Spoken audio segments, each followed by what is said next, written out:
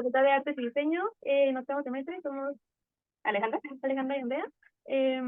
Estamos aquí con el profesor José Alberto López Pérez. Nos va a dar una plática sobre derechos de autor y a continuación le vamos a compartir su semblanza. El licenciado José Alberto López Pérez cursó sus estudios en licenciatura en esta Universidad Nacional, de la cual es egresado y licenciado en Derecho. Colaboró como abogado litigante en diversos despachos jurídicos. Se ha desempeñado como asesor de productores agrícolas en el estado de Morelos, en los municipios de Tetela del Volcán, Ojuituco y Jonacatepec. Colabora con la Universidad Nacional como supervisor de instituciones de educación superior que imparten en la licenciatura de Derecho incorporadas en esta máxima casa de estudios.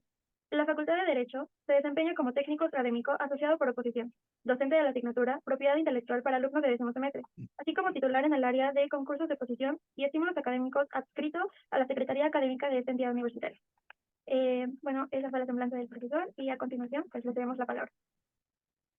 Muchas gracias. Quiero dar mi agradecimiento a todas y cada una de ustedes por la invitación. Estoy muy contento de estar con ustedes y muchas gracias. Como parte de la impartición de esta pequeña plática, traigo un par de presentaciones. Sin embargo, les ruego que cualquier duda que tengan me la hagan saber en el momento para poderla aclarar. Creo que también es muy importante este tipo de charlas, porque a veces como que tenemos relación, pero como que no precisamente nos vemos mucho uno con otro. Y entonces, pues estamos para servirles. Esperemos que esta breve plática pueda servir para todos y cada uno de ustedes. Muchas gracias. Entonces, mande Sí, usted. profesor, la clase y nosotras tenemos ciertas preguntas. ¿Está bien si lo podemos interrumpir durante la plática o prefiere que sean al final? No, cuando ustedes tengan alguna duda, en ese momento, con mucho gusto, trataré de dar respuesta a los cuestionamientos que tengan a mi formular. Encantado. Claro, muchas gracias. Gracias. Vale, entonces, esta plática la dividí en dos pequeñas partes. La primera, muy pequeña, trata de el fundamento legal que tiene nuestra materia de propiedad intelectual. Y la otra ya viene como que voy a explicar un poquito qué es lo que establece la ley respectiva sobre los derechos de autor. Y también me comentaron que hablase un poquito sobre condiciones que deben de tener contratos. En particular me dijeron de tres, que es la venta, obras por encargo y también renta o arrendamiento de obras. No sé si estoy en lo correcto. Sí, es Vale, correcto. perfecto. Entonces, voy a permitirme compartir la pantalla, la primera pantalla. Este, ¿Ya se logra ver, perdón? Sí, ya ¿Se se puede puede. visualizar? Sí. Vale. ¿Por qué tengo que tocar este tema? Tal vez para ustedes que tienen un alma maravillosa de artistas y creadores, la verdad es que tal vez esto puede sonar como si les hablara en marciano, pero a final de cuentas creo que es importante nosotros como abogados de eh, propiedad intelectual, siempre también les pedimos a los autores y a los creadores que tengan este tipo de nociones porque muchas veces ustedes pueden llegar a crear algo, pero por desconocimiento de cómo se puede registrar, también entra en dudas cómo se puede proteger. Y muchas veces sí he visto situaciones muy injustas que se pudieron haber evitado con una pequeña asesoría jurídica. Entonces, por eso es que tal vez a ustedes no les guste mucho, pero creo que es importante conocer el fundamento de nuestras normas. También me atrevo a expresarles esto de cómo es el fundamento legal de esta materia, porque un día un amigo me dice, es que los abogados son muy cuadrados. Le digo, no, es que no se trata de ser cuadrados, sino se trata de proteger lo mejor posible a las personas. Y me dice, no, pero tal vez un abogado no es tan necesario, ¿no? Y le digo, bueno, digo, ¿tú qué opinarías si tu jornada de trabajo es por decir algo, de 9 de la mañana a 6 de la tarde? Le digo, ¿qué opinarías si tu jefe te dice, oye, ¿sabes qué? Pues, pues ya no va a ser hasta las 6 de la tarde, sino que ahora va a ser hasta las 9 10 de la noche. Vas a estar aquí 12 13 horas trabajando. Me dice, no, pues eso no se puede. Le digo, ya ves por qué es necesario luego un abogado o conocer los derechos para tener presentes cuáles son nuestros alcances y limitaciones. Entonces, bueno, como todas las materias del derecho, siempre tenemos un fundamento constitucional que va a ser la primera lámina de la presentación que tienen en pantalla. El fundamento constitucional no solo del derecho de autor, sino de toda la propiedad intelectual, tiene su fundamento en tres artículos que se encuentran en pantalla. El primero es el artículo número 28, en su párrafo 10. Estos tres artículos se encuentran contenidos en la Constitución Política de los Estados Unidos Mexicanos, que es nuestra norma máxima. Bueno, el artículo, hasta que alguien tiene alguna duda, cualquier comentario, por favor, les ruego me lo comenten de inmediato. Muy bien. Entonces, el primer fundamento legal es el artículo 28, en su párrafo número 10. Le ruego un instante, un instante.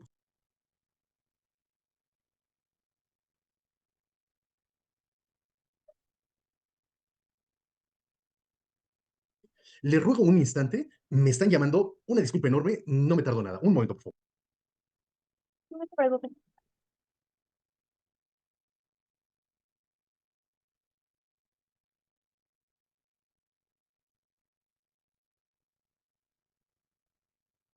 Les ofrezco una disculpa. Las actividades también aquí de la oficina nunca paran. Bueno, les explicaba que tenemos el fundamento constitucional de nuestra materia en tres artículos de la Constitución. Primero, el artículo 28 en su fracción décima establece que no van a ser monopolios los privilegios que el Estado mexicano va a conceder a autores o artistas o creadores en relación con sus obras y que tampoco va a ser monopolio el uso exclusivo que se va a otorgar, la comercialización en exclusiva que se va a otorgar a estos autores o a estos creadores en relación con sus obras o sus inventos. ¿Qué es esto de monopolio? De que solo una persona pueda comercializar o pueda vender algo al público, pero solamente esa persona, que no haya competencia. En realidad, sí, el premio que el derecho de autor en general otorga a los autores es que los autores, durante un tiempo determinado, sean los únicos que puedan explotar comercialmente y en exclusiva sus obras. Entonces, este artículo 28 establece que eso no es un monopolio. De facto sí lo es, pero por disposición de la ley no es monopolio. El segundo fundamento constitucional va a ser el artículo 73, en su fracción 29, sección F, que es facultad del Congreso de la Unión, expedir todas las leyes relativas en varias materias, entre las cuales también se encuentra el derecho de autor. Y finalmente, el artículo 89, en su fracción 15, establece que es facultad del Ejecutivo Federal, del presidente, conceder todos los privilegios exclusivos por tiempo determinado a favor de autores o creadores en relación con sus obras. ¿Hasta que alguien tiene alguna duda de cuál es el fundamento constitucional de nuestra materia? De este lado no, pero en el salón habrá alguien que tenga alguna duda. O dentro del chat pueden también escribir y pues nosotros leemos sus preguntas. Sí, sí, cualquier pregunta, adelante, por favor. Aquí en el salón, todos se entendieron bien, gracias. Vale, perfecto. Eso, encantadísimo. Si bien es cierto, esto no se aplica mucho, no tiene como muchos efectos prácticos, sí sirve para conocer que nuestra materia está regulada y que básicamente, por así decirlo, no lo estamos sacando de la manga. Bueno, ese es nuestro fundamento constitucional. Ahora vamos a ver cuál es la ley sustantiva que rige el derecho de autor. Bueno, tenemos una ley federal de derecho de autor, rige en todo el país y su correspondiente reglamento. En esta ley federal del derecho de autor van a venir establecidas todas las figuras jurídicas, todos los elementos de protección relativas tanto al autor como a sus obras, así como otra cuestión que tal vez no hayan escuchado hablar mucho de ello, que se llaman derechos conexos, entre otras cosas, por supuesto.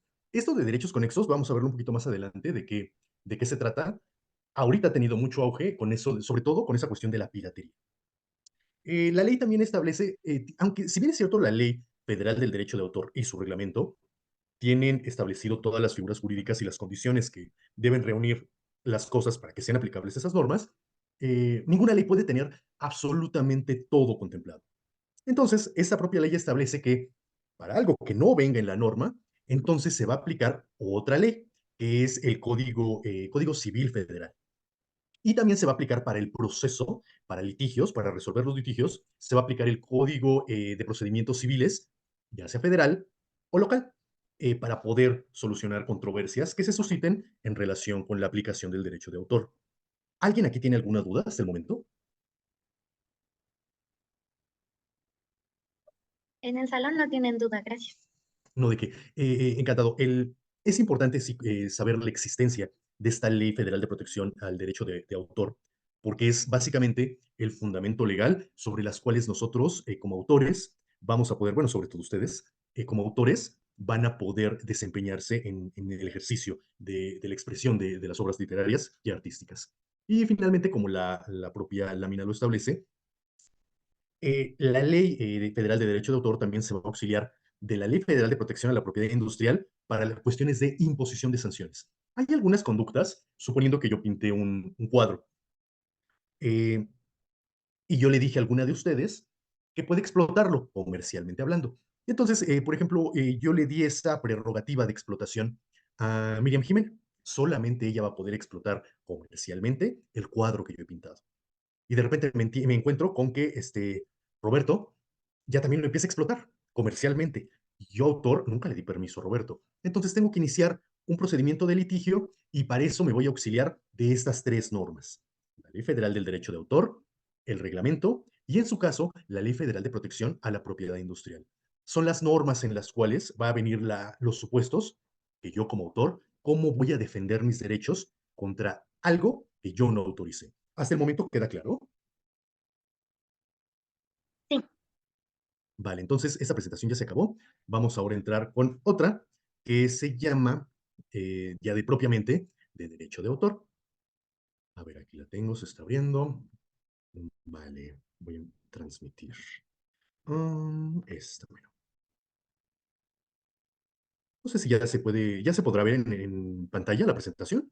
Sí, sí se ve. Aquí una chica tiene una duda Sí, claro, encantado. que decía que a dónde podríamos ir para ejercer estas leyes, dónde podríamos como demandar. Ok.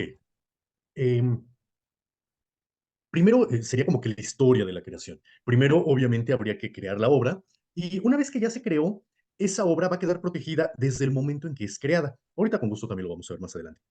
Hay dos lugares a los cuales acudir si ya estamos viendo algo que no nos gusta. Lo que yo recomendaría primero es acudir al indautor para poder, en su caso, pedir la imposición de alguna multa en caso de que alguien esté haciendo un uso indebido de mi obra. En caso de que impone la multa, pero no hay todavía una satisfacción de ese daño, entonces ya podemos interponer una demanda, ya sea en juzgados locales o federales. Al hablar de juzgados locales, me refiero a juzgados de la Ciudad de México o en el estado en el que nosotros nos encontremos en ese momento. Si yo vivo en Morelos, pues voy a interponer la demanda en los juzgados del estado de Morelos. Igual si vivo en el Estado de México, pues interpongo la demanda en el juzgado más cercano a mi domicilio, pero del Estado de México. Sin embargo, nuestra materia también permite no nada más acudir a esos juzgados estatales o locales. Nosotros los abogados le decimos locales, pero son juzgados locales, estatales. También podemos ir a juzgados federales. En este caso tenemos que ir a la Fiscalía General de la República para poder interponer algún tipo de demanda en contra de algún perjuicio en contra de nuestros derechos, violación a nuestros derechos. Entonces, podemos optar por cualquiera de esas vías, tanto estatales o bien federales. No sé si con esto respondo la duda que formularon. Queda entendido, gracias. ¿Sí? ¿Está bien? Perfecto. Vale. Entonces, ahora vamos a ver derecho de autor. Y creo que primero lo ideal es tener el concepto, obviamente está en construcción. Este concepto no hay algún significado exacto de nuestra materia, pero en general, lo más aceptado es que los derechos de autor van a ser todas aquellas normas establecidas en las leyes, por supuesto, que van a proteger la explotación exclusiva de obras artísticas y literarias, también van a proteger al autor y van a proteger esta forma de expresión del autor, que son sus obras. No sé si alguien tiene alguna duda sobre el concepto de derecho de autor.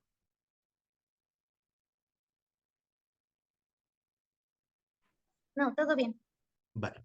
Es importante también recalcar, este derecho de autor es solo una parte de toda la propiedad intelectual en México. En México, la propiedad intelectual tiene tres grandes ramas. La primera es el derecho de autor, que es lo que ahorita estamos viendo y motivando esta plática. El segundo es propiedad industrial. Es como todo el tipo de creaciones que tienen alguna aplicación comercial o verbigracia industrial, como patentes, como marcas, todo ese tipo de cosas. Y la tercer grande rama de la propiedad intelectual en México son las variedades vegetales, que es una especie de patente, pero de plantas. Entonces, por la invitación, ahorita nada más nos vamos a circunscribir a checar una sola de esas áreas, que es el derecho de autor. También si tienen alguna duda de las otras ramas, con mucho gusto también lo podemos contestar.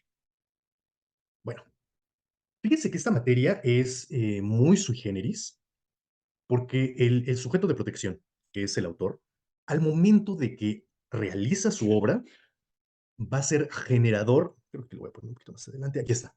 El autor realiza su obra, va a ser generador creo que lo voy a poner un poquito más adelante, aquí está. El autor va a ser siempre una persona física que va a crear o ha creado una obra artística o bien literaria. Es una crítica que en lo personal hago y creo que habría que reformar la ley, porque bueno, la idea de la norma es que hay dos tipos de personas, personas físicas para la ley, personas físicas como todos los que estamos todos aquí reunidos, y personas morales, que son como asociaciones o empresas o partes del gobierno. Son ficciones jurídicas que hablan de personas, por así decirlo, pero que no tienen un cuerpo como nosotros. Entonces, la ley bajo ese orden de ideas establece que únicamente las personas físicas, todos nosotros, somos los únicos que podemos crear obras artísticas o literarias. Solo nosotros como personas físicas podemos ser autores. Pero yo les preguntaría, ¿y qué pasa con las inteligencias artificiales que pueden crear pinturas, pueden crear textos, pueden resolver problemas, pueden presentar noticias? ¿Qué pasa con ellos? Porque realmente esas inteligencias artificiales, evidentemente, pues no son personas físicas como nosotros. Entonces, creo que la ley mexicana en ese aspecto está quedando rezagada, porque en otras partes del mundo sí se permite que personas morales, como empresas, por ejemplo, puedan ser autoras de obras literarias o artísticas. Incluso ya ha habido bastantes litigios a nivel internacional en contra de personas morales porque han cometido infracciones en materia de derecho de autor. Uno de estos litigios, si no me equivoco, fue del periódico de Estados Unidos, del New York Times, y está demandando, me parece, a la inteligencia artificial de Google, creo que sí es Bard, y lo está demandando porque las personas entran a la página de Bard, de la inteligencia artificial de Google, y piden noticias. Así, ¿cuáles son las noticias del día? Y entonces la inteligencia artificial da un montón de resultados y muchos de esos resultados son tomados de las noticias de los corresponsales y periodistas que trabajan para el New York Times. Entonces, New York Times considera que la inteligencia artificial de Google está tomando cosas, las noticias, la redacción de las noticias, las está tomando y no le está pidiendo permiso al New York Times para poderla difundir entre todos los usuarios de la inteligencia artificial de Google. Entonces, obviamente, el New York Times demanda a Google diciéndole que está utilizando contenido al cual no le ha autorizado utilizar. No sé si me estoy explicando en esto. Sí, y en el caso, por ejemplo, de las redes sociales, ¿cómo podemos asegurarnos de que nuestra obra, pues, tenga un respaldo legal al subir nuestra, pues, al querer más bien am, compartir nuestro arte? Ok, en el caso de redes sociales, la gran mayoría de ellas, vamos ahorita, por ejemplo, a Facebook, que también, si no me equivoco, es dueño de Instagram y otras plataformas más de redes sociales. En la letra chiquita, que casi ninguno de nosotros leemos porque son cosas kilométricas y con la letra super mini, y nada más al final, si quieres aceptar ser parte de nuestra comunidad, no es de que tú puedas modificar esas condiciones, simplemente aceptas o no aceptas. Casi, casi, sí a todo o no. Si le damos en no, pues no podemos abrir nuestro perfil. Si le damos que sí a todo, ya podemos tener nuestra página y podemos difundir las cosas que nosotros hagamos. Sin embargo, hay un pequeño truco. Muchas veces, o por lo menos hasta donde yo me quedé en el caso de Facebook y todas las plataformas de redes sociales que le pertenecen, cuando uno sube algo, estamos cediendo todos los derechos a Facebook. Entonces, eh, híjole, algo así como que subir algo a Facebook, pues casi casi es como que darlo, difundirlo, por supuesto, pero normalmente la plataforma se queda con los derechos. O sea, si alguien más en algún lugar lo baja o lo utiliza, hay que hacer también la diferencia. Si yo lo bajo, al bajarlo puede ser nada más para mi uso personal, no hay tanto problema. Pero si yo lo bajo y utilizo esa expresión artística para generar dinero, ahí es donde ya hay una infracción en sus derechos de autor.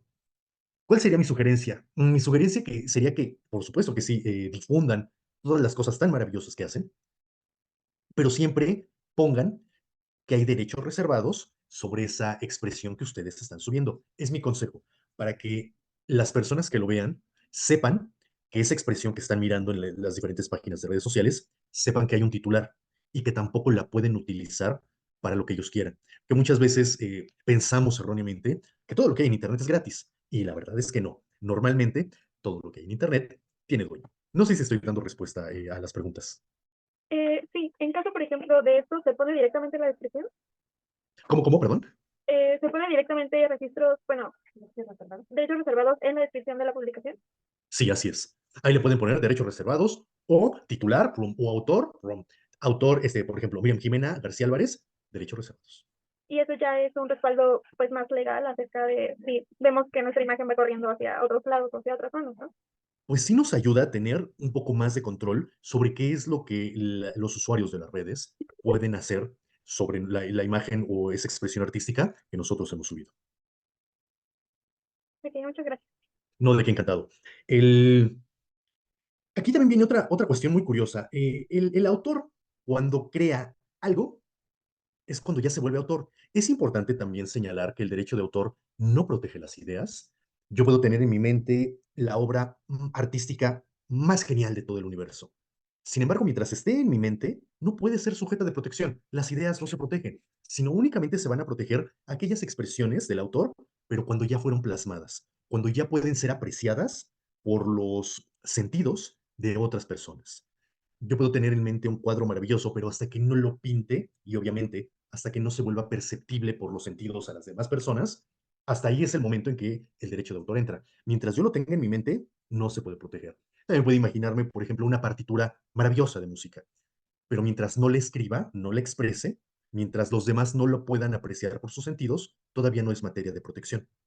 Entonces, y es una cuestión también muy curiosa de esta materia, cuando los creadores o los autores expresan su obra, cuando ya pintan algo, cuando esculpen algo, cuando componen algo, es en ese momento cuando nace la obra y es cuando ya el derecho de autor entra protegiendo esa obra. Y cuando el autor se expresa de esa forma, va a crear dos tipos de derechos. Uno que se llaman derechos morales y otros que se llaman derechos patrimoniales. No son derechos morales porque son buenos, sino que los derechos morales, de acuerdo a nuestra legislación, va a ser el vínculo que me va a relacionar a mí como autor con la obra que acabo de crear. Y ese vínculo tiene cuatro características fundamentales, que es lo que viene al inicio de nuestra lámina. Esos derechos morales van a ser inalienables, quiere decir que yo no lo puedo vender. Miguel de Cervantes no puede decirle a Miriam Jimena, oye, pues te vendo la autoría del Quijote o el licenciado Vidriera.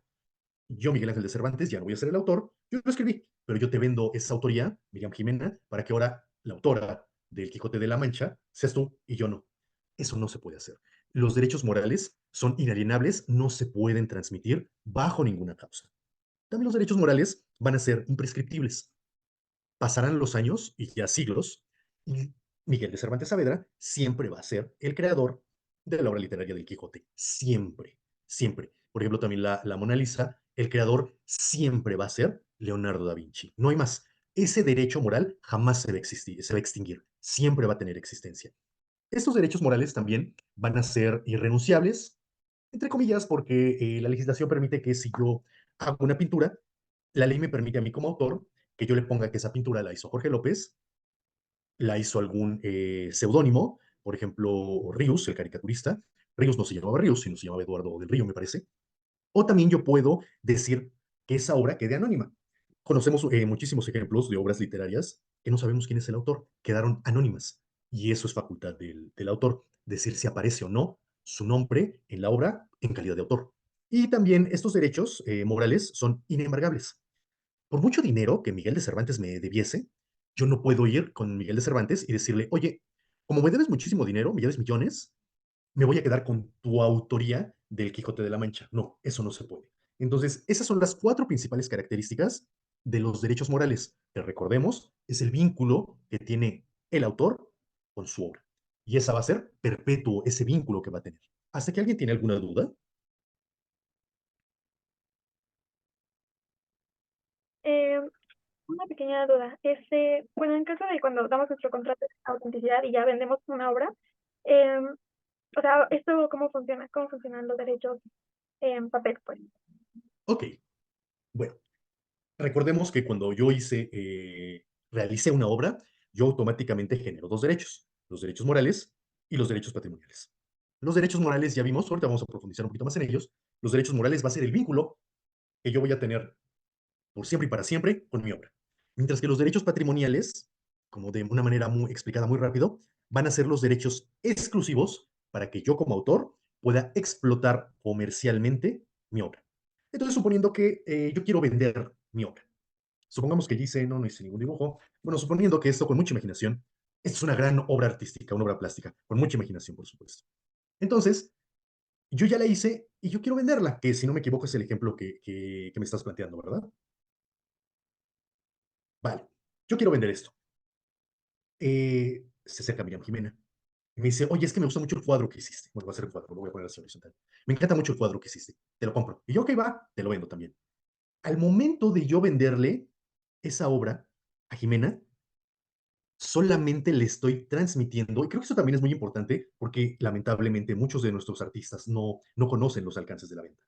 Al momento de que yo le venda esta obra, esta composición que yo acabo de hacer, solamente le estoy dando a Jimena el soporte material, ahorita les explico qué es eso, les estoy dando el soporte material de la obra. No le estoy ni vendiendo los derechos morales, no se pueden vender, ni tampoco le estoy vendiendo los derechos patrimoniales. A final de cuentas, yo como autor sigo quedándome con todos los derechos, uno, que me vinculan a mí como persona con mi obra, y también yo como autor me sigo quedando con los derechos de explotación comercial exclusiva sobre esa obra, a pesar de que yo ya se la vendí a Jimena. Jimena lo único que va a tener va a ser la posesión del cuadro y va a tener solamente derecho a exhibirlo. También lo puede plasmar en catálogos, si así lo desea, pero no puede explotar comercialmente esa obra que yo ya le vendí. No sé si está quedando claro estos derechos que se están haciendo.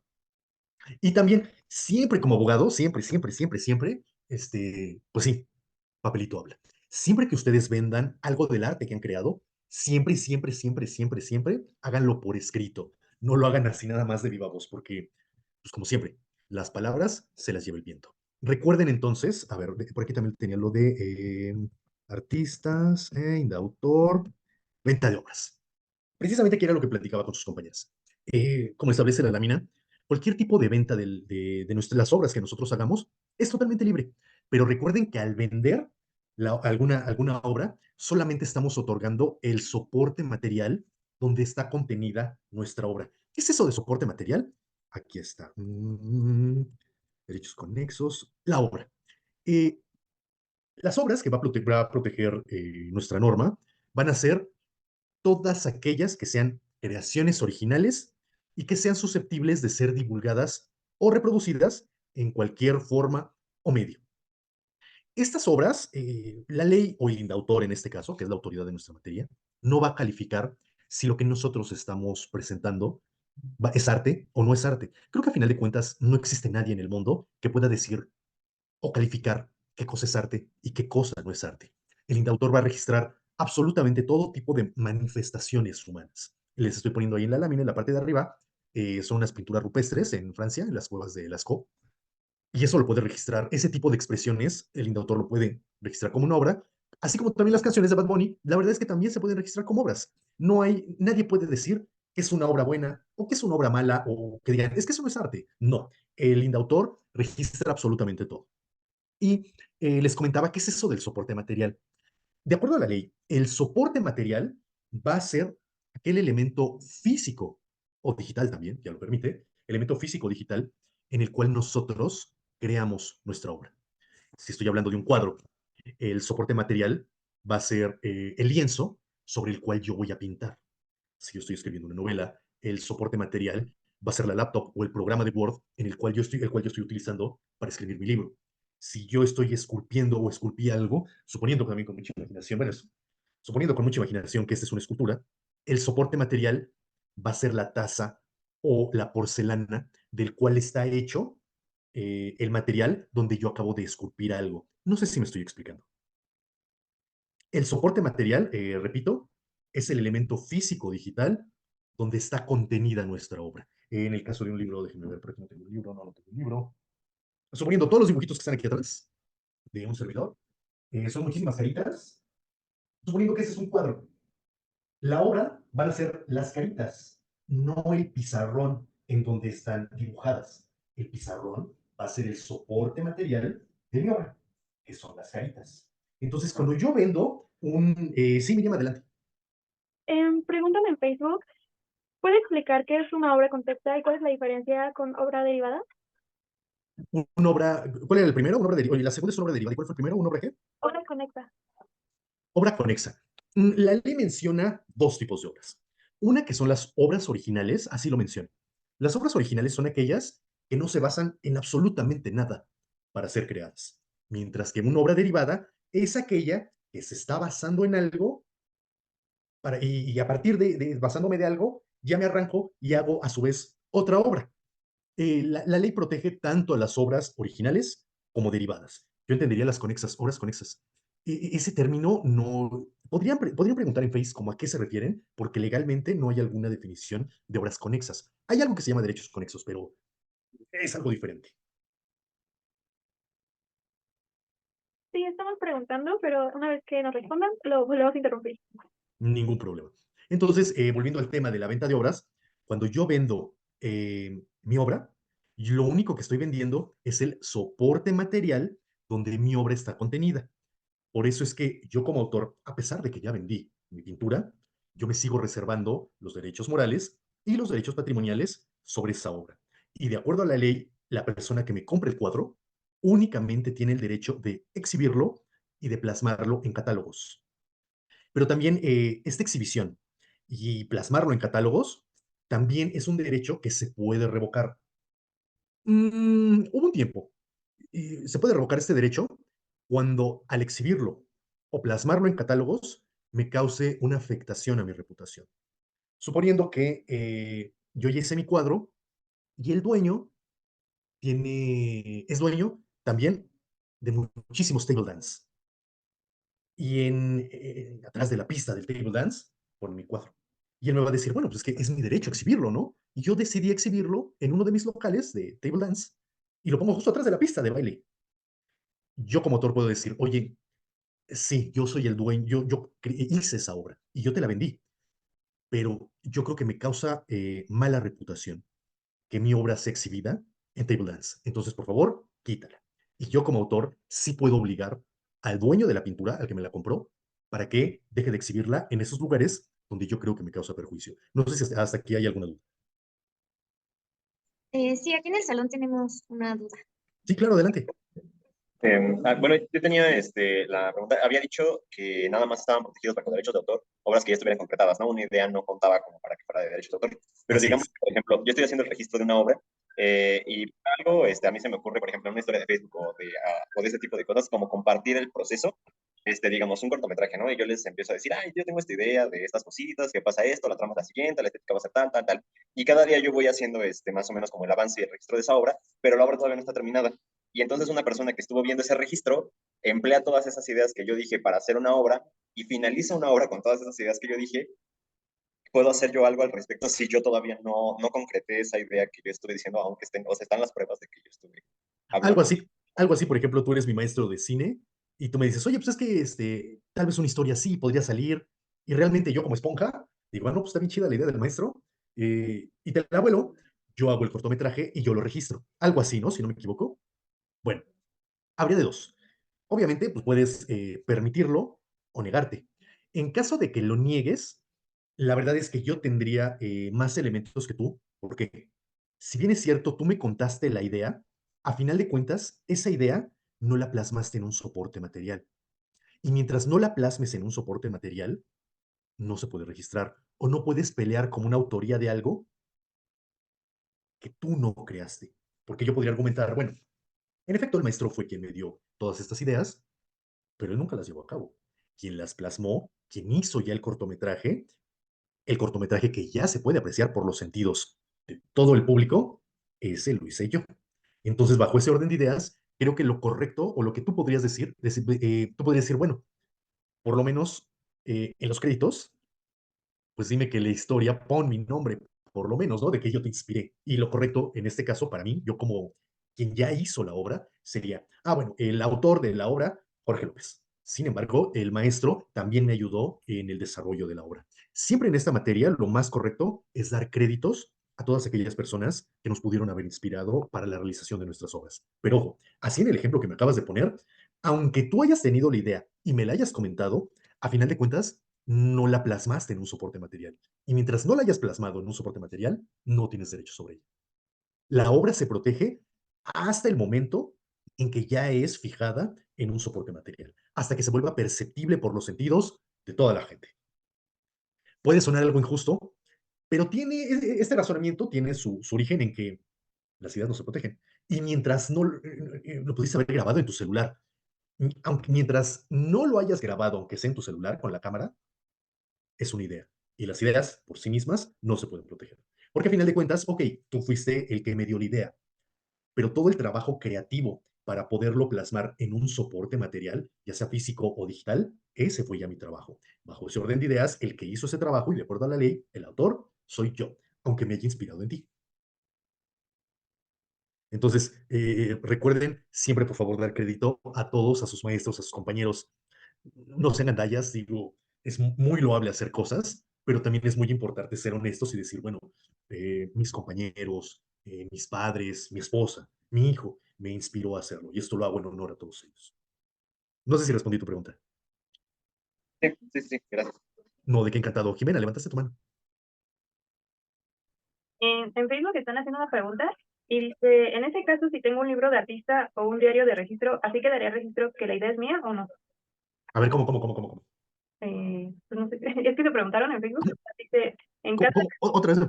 Ajá. en caso de tener un libro de artista o un diario de registro, ¿se quedaría el registro de que esa idea es mía? Pues no tanto la idea, sino que como entendería como un diario, como una bitácora, como los bocetos, ¿no? Como ir plasmando las ideas para poder llegar a una obra final. Si no me equivoco, ¿estoy en lo correcto? Sí, por supuesto. Todos los bocetos que yo hice antes de llegar a mi obra final, por supuesto que se pueden registrar, por supuesto que sí. Por ejemplo, recuerdo mucho algunos bocetos, yéndome a un poquito, algunos siglos atrás, de Leonardo da Vinci. Recordarán que Leonardo da Vinci hizo como un dibujo, diseñó una especie de tanque de guerra, que era así como un carrito que llevaba varias personas adentro y tenía muchos cañones alrededor. Pero antes de llegar a ese diseño final, él hizo varios dibujos, varios grabados, cosas que se le iban ocurriendo. Cada uno de esos bocetos, por supuesto que se puede registrar como una obra artística independiente de que fueron antecedentes para un boceto final o una obra final, que fue el diseño del tanquecito con las ruedas, el carrito con ruedas, con un montón de gente adentro y que tiene un montón de cañoncitos y una tapita, ¿no? Como una especie de tanque. Cada uno de esos bocetos se puede registrar. Las bitácoras de trabajo también se pueden registrar, por supuesto. Y son independientes de alguna obra final o un dibujo más perfeccionado.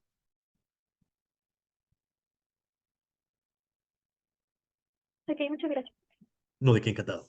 Entonces, me quedé, si no me equivoco, en que ya les dije que cuando nosotros hacemos como autores, hacemos una obra. Sí, claro, adelante, adelante, por favor. Sí, muchas gracias. Aquí en el salón tenían otra duda Sí, y claro. se la voy a leer. Ujú. ¿Qué pasa con los derechos morales de una creación de una obra mural donde hubo más de un autor o autora? Ok. En efecto, las obras pueden ser, pueden tener un solo autor. Por ejemplo, yo me invento toda la pintura, de cabo a rabo, con mucha imaginación, por supuesto. O déjenme ponerles, a ver, bueno, suponiendo una gran obra artística. ¿Pudo haber sido yo nada más el creador? Puede ser que nada más, hasta donde yo me quedé, corríjanme si me equivoco, los que saben más de historia del arte son ustedes que yo, hasta donde yo me quedé, por ejemplo, Miguel Ángel Buonarroti, contemporáneo de Da Vinci, era excelente en el dibujo, pintura de cuerpos humanos, hasta donde yo me quedé. Era su especialidad. Entonces, suponiendo que vamos a hacer un cuadro y Miguel Ángel pinta la figura, femenina o masculina, como sea. Leonardo da Vinci, por ejemplo, suponiendo, es un excelente paisajista. Entonces, en el mismo cuadro, la figura, los personajes, las personas que aparecen ahí, las pintó Miguel Ángel. El paisaje lo pintó da Vinci. Y suponiendo algún elemento adicional, lo pintó algún otro pintor de la época. Los tres somos autores de ese cuadro, los tres somos autores de esa obra. Entonces esa obra ya se vuelve una obra colectiva o de colaboración. Entonces la ley también establece, en ese caso, cuando fuimos varios los autores de una sola obra, en ese caso los tres compartimos los mismos derechos patrimoniales sobre toda la obra y no nada más sobre lo que pintamos cada uno. Es decir, Miguel Ángel, a pesar de que pintó las formas humanas, también tiene los mismos derechos sobre el paisaje. Leonardo da Vinci, aunque nada más pintó el paisaje, en la obra final tiene también los derechos no solo sobre el paisaje, sino también sobre las personas. En ese caso, los tres somos autores de la obra y los tres tenemos los mismos derechos morales sobre la obra y también los tres, partes iguales, tenemos los mismos derechos patrimoniales sobre esa obra. No sé si respondí la pregunta que me formularon. Sí, sí, que muchas gracias. Encantado. Bueno, entonces ya vimos que cuando yo pinto algo, cuando yo creo algo, soy el titular de esos derechos morales y los patrimoniales. La ley establece más características de los derechos morales. ¿Qué es lo que puede hacer el autor en relación con su obra? Y precisamente es el listado que aparece en la mitad de la presentación. Y la ley establece que los titulares de derechos morales pueden hacer en todo momento, en relación con sus obras, por supuesto, uno, determinar si su obra se divulga o se mantiene inédita. Si yo como autor pinté este cuadro, yo puedo decidir libremente si este cuadro se hace del conocimiento de todo el público o lo guardo en el cajón de mi escritorio. Esa es potestad que yo puedo hacer en todo momento. Número dos, también yo puedo exigir la paternidad de la obra que yo hice y también puedo decidir si mi nombre aparece en esa obra, Jorge López, o por ejemplo me pongo un seudónimo como no sé, algún otro nombre que no sea el mío, que sería un seudónimo, o bien también yo soy libre de decidir si mi nombre aparece siquiera en esa obra, que sea anónima, quién la pintó, sabrá Dios. Esa también es una potestad que yo como titular de la obra, como autor, puedo tener en relación con mi obra. Que aparezca mi nombre, ponerme otro nombre, un seudónimo, o decir que es anónima la obra, quién la pintó, sabrá Dios. Número tres, también el autor puede exigir en todo momento respeto a la obra y puede oponerse a cualquier modificación o mutilación que el autor considere que le cause perjuicio. No sé si han visto muchos de estos memes de la Mona Lisa que le ponen bigotes o le ponen cualquier otra cosa. Estrictamente hablando, si viviera Leonardo da Vinci, él podría decidir de que si algún día ve alguno de esos memes donde la Mona Lisa tiene bigotes, él podría decir, a ver, yo soy el autor de la Mona Lisa, y esa modificación que le hicieron a la Mona Lisa de ponerle bigotes o ponerle barbas, o que la sonrisa ya es enorme, me causa perjuicio, él podría evitar que estos memes o estas imágenes de la Mona Lisa alterada pudiesen circular. También el autor en todo momento puede modificar su obra como él quiera. O incluso de destruirla si él así lo desea. Hay una historia bonita en que la familia Rockefeller en Estados Unidos le pagó no me acuerdo si a David Alfaro Siqueiros o un contemporáneo, para que les hiciera un mural en la entrada de su edificio. Entonces el artista de ideología socialista estaba muy en boga esos días. Y en México, la clase intelectual, la clase artística, era netamente socialista. Entonces el autor le hicieron una obra por encargo, que también ahorita vamos a ver. Y esa obra, creo que sí fue Alfaro Siqueiros, no recuerdo bien.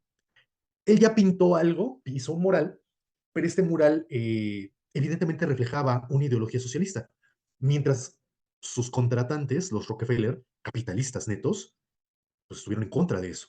Y le dijeron, oye, no, es que no, nosotros no nos gusta esa expresión que tú hiciste. Entonces, lo que hizo el artista fue y destruyó todo el mural que había hecho. Dijeron, oye, ¿cómo lo estás destruyendo? El autor es libre de modificar o incluso destruir su obra en todo momento. Y no está obligado a pagarle a la persona que lo contrató. No sé si me estoy explicando hasta aquí este punto. Es decir, como los contratos de encargo de obra sí te pueden decir más o menos qué quieres que pintes, pero al final no te pueden condicionar en la forma de expresión del autor. Perdón, iban a comentar algo. No, decía que todo estaba bien. Gracias. También el autor, el numeral número 5, puede retirar del comercio alguna obra que ya se esté difundiendo. Suponiendo que yo escribí una novela genial y se está vendiendo muy bien. Se está vendiendo tanto en libros físicos y también en internet. Hay un montón de descargas, está en las librerías, la gente le está descargando y está pagando por ello. O sea, está bien.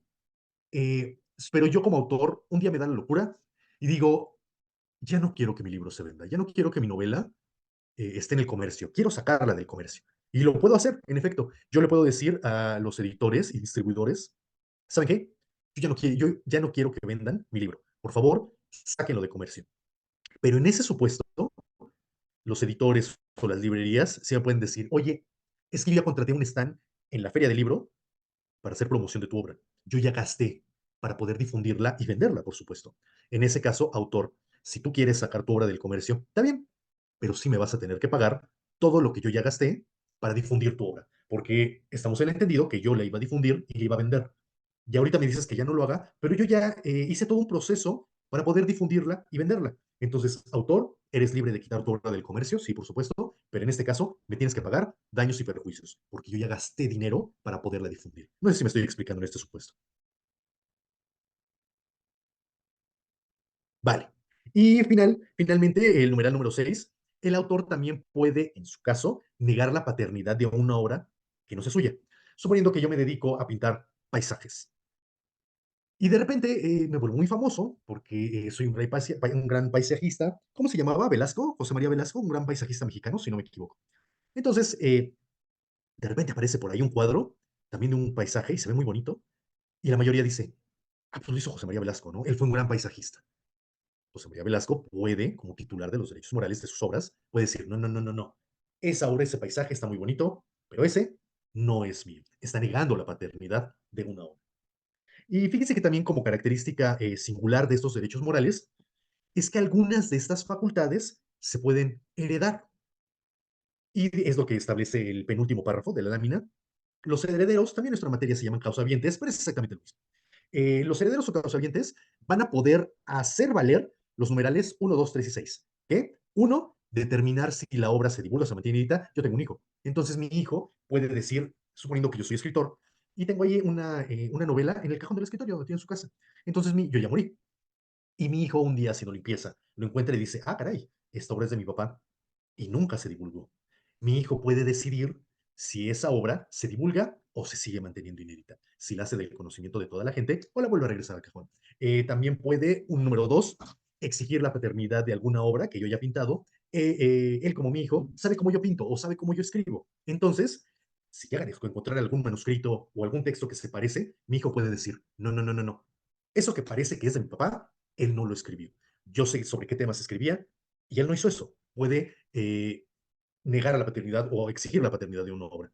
Número tres, también mi hijo, suponiendo que yo soy el pintor de la Mona Lisa, mi hijo puede decir, a ver, todas las pinturas de la Mona Lisa donde le está poniendo bigotes, mi papá ya murió. Pero yo como su hijo puedo exigir que no le pongan bigotes a la Mona Lisa y que todas aquellas representaciones de la Mona Lisa con bigotes se bajen de todo Internet y que no se comercialice. Y finalmente, número 6, mi hijo puede negar la paternidad de alguna obra que parezca que sea mía, pero en realidad no lo es. ¿Alguien tiene alguna duda sobre eso? No, ninguna. Fíjense que también, no sé si llegaron a sus oídos, los litigios o el litigio que han existido sobre las representaciones de Frida Kahlo. En su momento, si no me equivoco, Diego Rivera se dio los derechos, así dice, lisa y llanamente, se dio los derechos de la imagen y obras de Frida Kahlo, no me acuerdo quién. Creo que al Banco de México o al Gobierno de México, no recuerdo. La cosa es que luego, descendientes de Frida Kahlo, indirectos porque ella nunca tuvo hijos, se pusieron a pelear esa titularidad de los derechos para que los descendientes de Frida Kahlo sean los únicos que puedan, al ser herederos, que ellos puedan hacer valer este tipo de derechos morales. Entonces, luego hay casos y litigios muy interesantes donde se ve cómo estos aspectos toman mucha relevancia. ¿Qué pasa, por ejemplo, con una obra? Ya no tengo hijos, o suponiendo que mi hijo nunca se casa y nunca tiene hijos. ¿Qué pasa con esos derechos morales? En ese caso, cuando el autor ya no tiene descendencia o ya se acabó cualquier tipo de descendiente o pariente que pudo haber tenido, en ese caso el titular de los derechos morales se vuelve el Estado, en este caso el Estado mexicano. Pero el Estado mexicano ya nada más va a poder tener dos características, y es, uno, el número 3 y el número 6. El 3 se refiere al respeto sobre la obra. El gobierno italiano podría decir que todas aquellas imágenes de la Mona Lisa que tiene bigotes se dejen de circular y se bajen de Internet. Y también el gobierno italiano va a poder negar alguna paternidad de obra de Leonardo da Vinci sobre algo que no sea de él. ¿Alguien tiene alguna duda sobre los derechos morales? ¿Qué características tiene? Bueno, uno, ¿qué son? ¿Qué característica tiene? ¿Y cuál es su alcance? Bueno, aquí hay una duda en el chat. Sí. Dice, cada que se vende una obra, para ser válidos todos estos puntos ante la ley, en caso de algún problema, ¿es necesario registrar cada una de las obras o los derechos morales se sobreentienden al ser el autor original de la misma, teniendo pruebas del proceso creativo? Fíjense que aquí ya viene una parte importante de la función que hace el indautor. La ley establece que en el momento en que la obra es creada, ya es protegida, y por ende no solo la obra, sino también el autor y todos los derechos que lo vinculan con la obra, desde el momento en que se crea la obra. Sin embargo, a final de cuentas, pues en México, y creo que esta frase ya la conocen, de papelito habla. Lo ideal es que cuando cada uno de ustedes vaya a crear algo, cuando ya lo hayan hecho, ya hayan creado algo, mi sugerencia como abogado es que lo registren ante el indautor, porque ese registro les va a servir como prueba de que ustedes son los autores de determinada obra y por ende, quienes tienen los derechos sobre esa obra son ustedes. Porque si bien es cierto, la ley establece que las obras se protegen desde el momento en que son realizadas o fijadas en el soporte material, luego probar eso es algo difícil. Hubo un litigio bastante curioso. Era un matrimonio, fue en Estados Unidos. No tengo ahorita el nombre, era un matrimonio en el cual la dama, la esposa, era la artista y era quien pintaba. Y su esposo era quien comercializaba. Cuando ese arte empezó a gustar más, de repente se hizo fácil, y cuando el esposo lo estaba comercializando, pues alguien le preguntó, oye, qué hermosos cuadros, ¿tú los hiciste? Y al esposo se lo hizo fácil. Sí, yo lo pinté, ¿a poco no está padre? Cómprame. Entonces, se empezó a correr la voz de que quien lo pintaba era el esposo. Y digo, en un inicio, pues la esposa dijo, pues sí, está bien, no hay problema, ¿no? Que digan que eres tú el pintor. No tengo inconveniente, somos esposos, nos llevamos bien, no hay ningún problema. Pero llegó el momento en que ese arte se empezó a evaluar cada vez más, se empezaron a valer más esas expresiones artísticas, y entonces se pelean los esposos, empieza el proceso de divorcio, y entonces la esposa le reclama que el esposo no es el autor de la obra, sino que quien pinta es ella. Sin embargo, a lo largo de los años, el esposo aprendió a pintar y aprendió a hacer trazos y dibujos. Y realmente el esposo pintaba muy parecido a su esposa. Aprendió bien, digo, pues era su maestra. Entonces, eh, los juzgados tenían dudas sobre quién realmente era el autor de las obras, si el esposo o la esposa. Entonces, la última de las pruebas fue que en la corte pintaran los dos al mismo tiempo X composición para ver realmente quién era de los dos el artista. Y solamente hasta ese momento, y comparando las técnicas y las formas de expresión de cada uno de ellos, se llegó a la conclusión de que realmente, perdón, la autora de los cuadros era ella y no él. Porque él gandallamente decía, no, no, no, yo los pinté, yo soy el autor. Lo cual era obviamente pues, una mentira. ¿Dónde me quedé? ¿Hasta que alguien tiene alguna duda? Sí, claro, adelante. A lo mejor está, bueno, no sé. Usted mencionó acerca de que hay algunos países que en México creo que dijo que no estaba eso, pero que Algo, las personas morales pueden tener derechos sobre una obra. claro. En ese caso, ¿cómo funcionaría entonces el derecho moral de la obra? Porque a pesar de que la persona moral o como institución tenga el derecho de la obra, pues al final lo hizo una persona, ¿no? O lo hizo dos, un grupo de personas. ¿Cómo funcionan los derechos morales en ese instante? O sea, ¿la obra le pertenece a la empresa o a la figura moral? ¿O si a la persona en específico que la hizo, pero se dio los derechos? Lo que esto ha pasado en otros países, de hecho también me estoy acordando de otro caso, y fue una tesis aquí en la facultad. Hablaron de un caso también de noticias. Fue en China. Ahí en China, algunos de ustedes juegan el Clash Royale, los jueguitos en el celular. Así como, son como de cartitas, y como que compites con otro jugador de la misma plataforma que está, quién sabe. Y mi esposa juega mucho eso. Entonces, ¿cómo se llama? Tenshin. No me acuerdo el nombre de la persona moral de la empresa, y es dueño de muchísimas cosas allá en China. Entonces, si no me equivoco, Tenshin hizo su inteligencia artificial, obviamente a través de ingenieros y programadores, y estos ingenieros y programadores eh, adiestraron a la inteligencia artificial para que con todos los eventos noticiosos del día, esa inteligencia artificial te pudiese generar una nota periodística y ya sin la intervención del ser humano, lo cual estaba súper padre porque esa inteligencia artificial te generaba la redacción de la nota periodística, y entonces este conglomerado chino, en su página, ya ponía la noticia del día. Y estaba padre para ellos, está padre para ellos porque no le pagaban ya ni a redactores, ni a editores, ni a periodistas, ni a corresponsales, sino lo que había en la web, esa inteligencia artificial lo tomaba y te redactaba la nota periodística que la pegabas en tu página principal. Todos felices, hasta que otra empresa china se le hizo fácil, así de, pues esta noticia está redactada bien, me gustó cómo está chida la redacción. La tomo y la pego en mi página.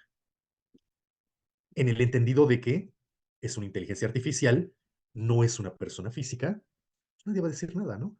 Entonces, bueno, aquí hay unas limitantes de que las noticias como tal no se pueden registrar, porque son eventos noticiosos, son eventos que toda la gente tiene derecho a conocer. Las noticias como tal no se pueden registrar, pero sí se puede registrar la forma en cómo se presentan. No sé si se acuerdan, ahorita sigo con el caso de este chino, no sé si se acuerdan del noticiario de Televisa de López Dóriga, hace tiempo. Siempre cuando acababa el noticiario de López Dóriga, se paraba de la silla y le daba vueltas a su silla donde estaba sentado. Y entonces la imagen final del noticiero de López Dóriga era la imagen, la grabación de la silla que se quedaba dando vueltas. Entonces iban apagando la luz. Esa forma o esa característica o esa peculiaridad de dar las noticias sí se puede registrar.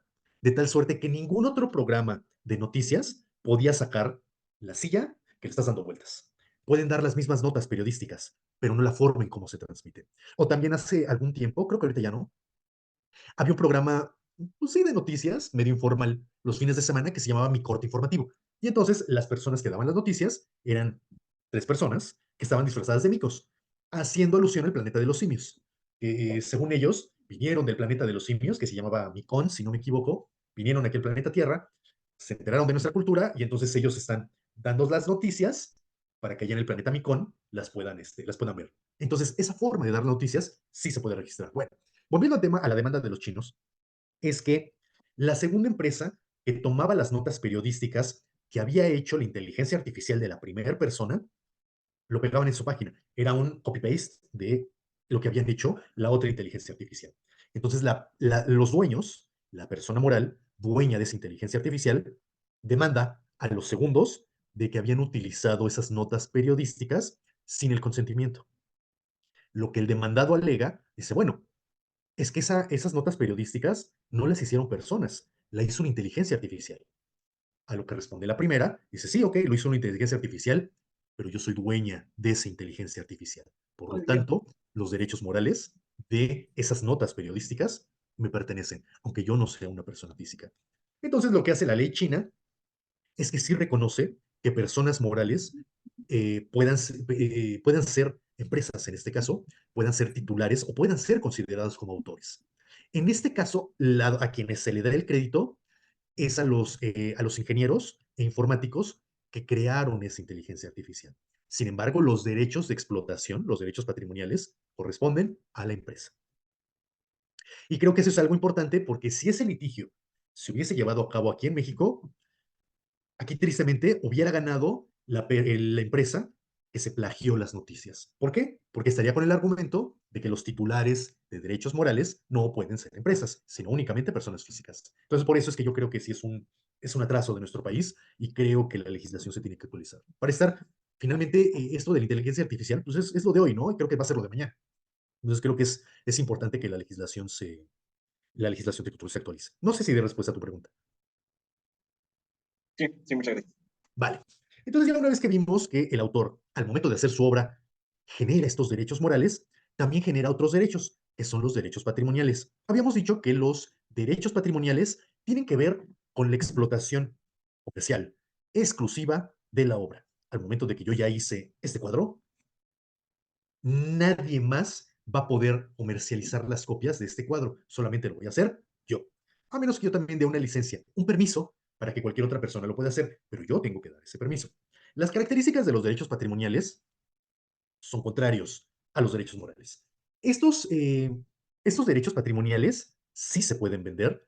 Estos derechos patrimoniales tienen nada más una duración en particular. No son eternos como los morales. Pasado ese tiempo, cualquiera puede explotar comercialmente la obra del autor. Y estos derechos patrimoniales no es que sean embargables como tal, pero sí se puede embargar el fruto. Suponiendo que Miguel de Cervantes me debe un chorro de dinero. Yo no le puedo quitar sus derechos patrimoniales, pero sí le puedo decir a todas las casas editoriales que venden los libros de Cervantes, así de, ok, Cervantes me debe mucho dinero. El derecho patrimonial sigue siendo de él, pero todo el dinero de las regalías que se generen por la venta de los libros de Miguel de Cervantes, como me debe mucho dinero, eso sí, viene para acá. Entonces, podríamos decir que sí son embargables. Es como un tecnicismo, pero sí me puedo quedar con el dinero de las regalías de la comercialización de estas obras artísticas. Y fíjense como estos derechos patrimoniales, la ley ya permite que pueden ser o bien personas físicas o bien personas morales. Aquí sí ya permite la ley mexicana que el titular de los derechos patrimoniales pueda ser una persona moral. Y fíjense, viene listado, de acuerdo a la ley, qué es lo que pueden hacer los titulares de derechos patrimoniales durante el tiempo de la vigencia de los derechos patrimoniales. Pueden autorizar o prohibir, número uno, la reproducción, fijación o edición de la obra por de cualquier forma y de cualquier medio. El titular de los derechos patrimoniales puede decir, bueno, yo ya pinté esto, para comercializarlo, lo voy a plasmar lo voy a subir en internet y ya lo pueden descargar, ¿no? Con una muy buena resolución. O yo también puedo decir, no, no lo quiero comercializar por internet, yo lo voy a comercializar a través de reproducciones litográficas, como si fueran unas pinturas. El titular de los derechos patrimoniales puede autorizarlo o prohibirlo. También, número dos, el titular de derechos patrimoniales puede autorizar o prohibir la comunicación pública de la obra por cualquier forma. Yo como titular de los derechos patrimoniales puedo decir si esto se va a una galería de arte, si lo pongo en alguna estación del metro, si lo pongo en el Zócalo, donde yo quiera. Yo lo puedo difundir como yo quiera. Número tres, también el titular de derechos patrimoniales puede autorizar la transmisión pública, radiodifusión o cualquier tipo de difusión por cualquier medio de comunicación existente o por existir. Número cuatro, también puede autorizar o prohibir cualquier distribución de la obra, su venta o cualquier transmisión de la propiedad de la obra o de copias de la obra. Yo hice una novela, yo puedo decidir si se pueden vender 1000, 8000 ejemplares de esa novela. Número 5, también pueden autorizar o prohibir importación de copias del extranjero sin autorización. Esto suena muy raro, así como que, a ver, si yo escribí algo aquí en México, ¿cómo de repente va a venir alguien de China y va a meter copias de mi obra aquí? O sea, ¿cómo funciona? Bueno, mis maestros me lo explicaron así, con gusto lo hago con ustedes. Suponiendo que yo ya hice una novela corta y yo aquí ya la estoy publicando. Entonces un día viene un chino, por decir algo, de alguna nacionalidad. Compra un ejemplar de la obra y se la lleva a su país. Y ella dice, oye, qué buena onda, esta novelita está muy padre. Yo creo que se va a vender bien aquí en China. Y empieza a reproducirla y a hacer un montón de tirajes. Yo aquí en México no tengo ni la menor idea de que eso está pasando en China. Al chino le va muy bien allá en China vendiendo mi novela. Y un día se le ocurre, así de, bueno, se ha vendido muy bien esta novela.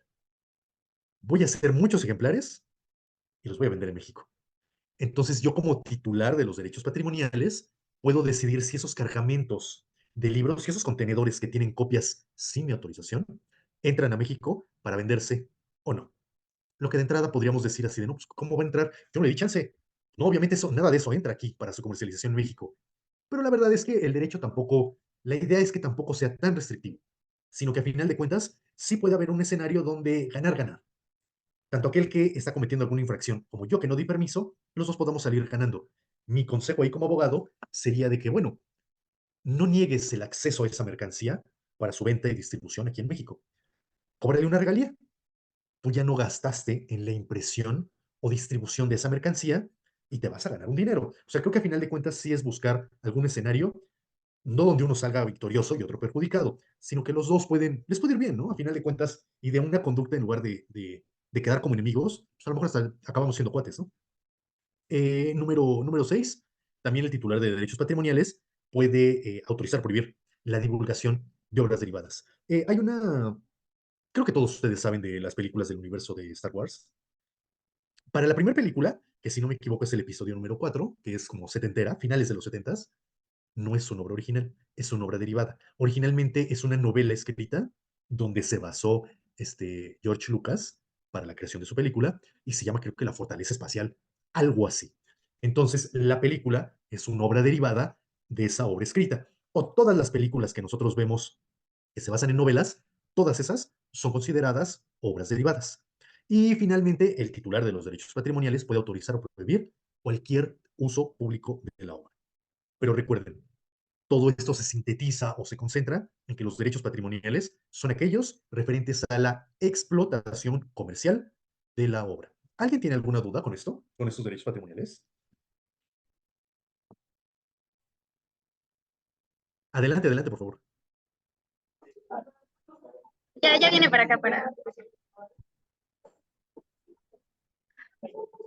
Que si en el ejemplo que comentó usted de los libros que se estaban vendiendo en China, usted había comentado sobre el cargamento que ya venía igual para este país, pero yo Ajá. ya a sabiendas de toda la situación, yo puedo hacer algo con respecto a los libros que ya se, o sea, las copias que ya se vendieron allá en China, o sea, de derecho o puedo hacer algo, porque al final pues la obra es Sí, lo que se distribuye ahí.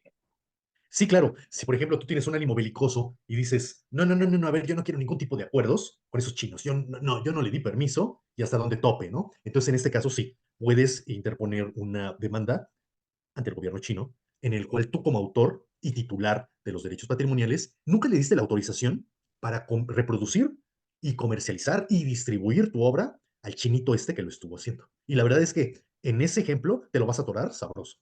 Porque obviamente así de, oye, ok, tú compraste un ejemplar de la obra, pero el comprar ese ejemplar no te autoriza a hacerle 1000 copias, imprimirlo, distribuirlo, ya sea en físico o en plataformas digitales. Y obviamente, de todo eso que vendiste, normalmente la ley, cuando son situaciones así, la ley por lo menos a ti como autor te va a beneficiar con un 40% de todas las ventas que hizo el infractor. O sea que la sanción para el infractor es por lo menos 40% de la venta total. Y si, por ejemplo, ya lo distribuyó en todo el país, lo descargaron y era te paga la descarga, la verdad es que sí te lo vas a atorar, sabroso. Pero pues la idea es que mejor, yo como abogado te diría, ok, mira, ok, te quieres pelear, pero yo sugeriría que mejor hablas con el chino y ya le dices que, pues que en efecto, que tú lo puedes demandar en cualquier momento y que la verdad te lo vas a atorar sabroso. Pero mejor platica con él y que se vuelva tu socio y distribuidor allá en China. Tú no pagaste un centavo en toda la organización que el chino hizo allá y ya va a estar dándote una serie de regalías. Mi consejo sería ese. No te pelees, vuélvelo tu socio y los dos salen ganando. Ese sería mi consejo. La verdad, siempre, y creo que también como abogados, la verdad es que pues siempre lo mejor va a ser una mala solución o un mal arreglo. Siempre es preferible un mal arreglo a un buen pleito. Porque luego hay pleitos que dices, Dios mío, duran años y años y años y años y años. Y todo por estarse peleando, cuando la verdad los dos podrían hacer dinero. No les podría ir bien a todos. Es mi opinión. Vale, gracias.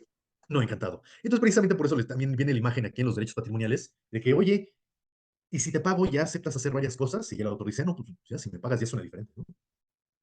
Entonces, ya vimos quién es el autor, que aquí en México es una persona física, que va a ser titular de derechos morales y patrimoniales. Ya vimos en qué consisten estos derechos morales y patrimoniales.